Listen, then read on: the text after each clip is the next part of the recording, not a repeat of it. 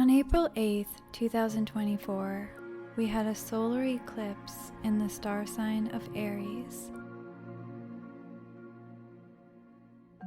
Aries is the first sign of the zodiac and describes our identity, how we present ourselves, our roles in friendship, family, our communities, how others see us. And it's also the sign of spring, blossoming new beginnings, fresh starts, initiating new sparks of inspiration, and leaving the past behind without looking back. The last time we had an April 8th solar eclipse in the sign of Aries was in 2005. And a few months later, there was Hurricane Katrina, which had devastating effects on Louisiana for many years to come, and quite literally abruptly changed the face, the identity of this rich, historic place. So when a solar eclipse hits the zodiac sign of our very identity, it shakes things up.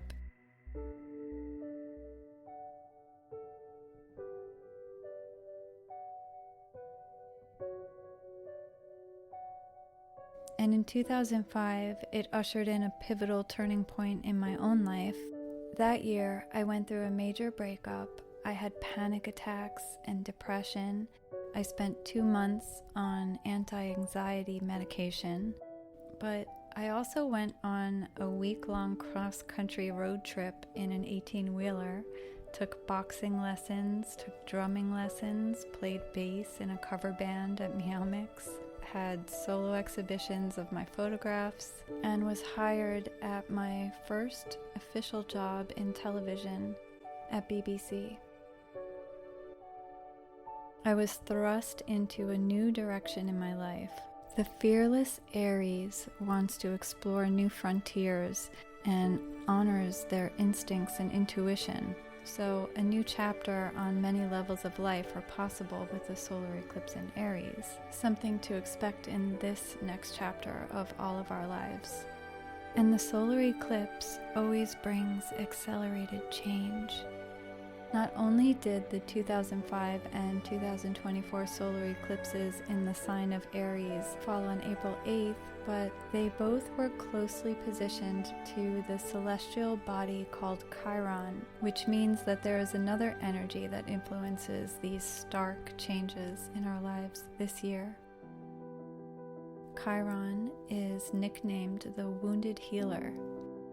In Greek mythology, Chiron was half man, half beast, who was rejected by his mother for the way he looked, his abnormalities, basically his identity as a centaur. His wound was this deep rejection and abandonment, but he learned to redirect the pain into art, music, archery, and medicine, quite literally the healing arts. So the Chiron energy brings a vulnerability to the whole process, taking our Achilles heel, our own individual profound grief and pain, and brings it into the light where it can ultimately be loved and embraced and cared for. Carl Jung also describes the wound as a strength. By allowing for the deep insecurities of the self, by embracing the shadow aspects of the self, you become stronger, more integrated, and better able to deal with the challenges of life. So I think the Chiron pain in each of us is sort of a secret superpower.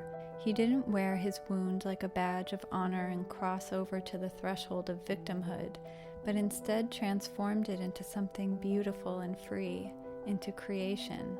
He transformed his pain into a purpose.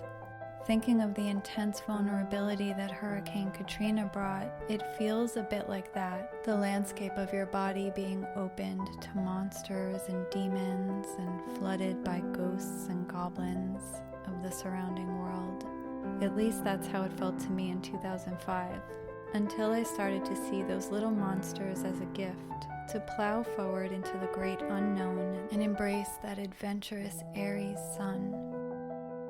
So this year, with that mythical celestial Chiron sitting almost right on top of the solar eclipse, creating deep sensitivity on top of highly charged intensity, and poking at the parts of our identity that no longer serve our highest good, forcing us through the pain to look at a new way of life.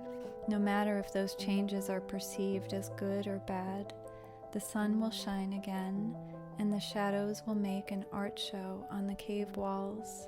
And there will be a new dawn, a new spring in our step, and a brand new identity to explore.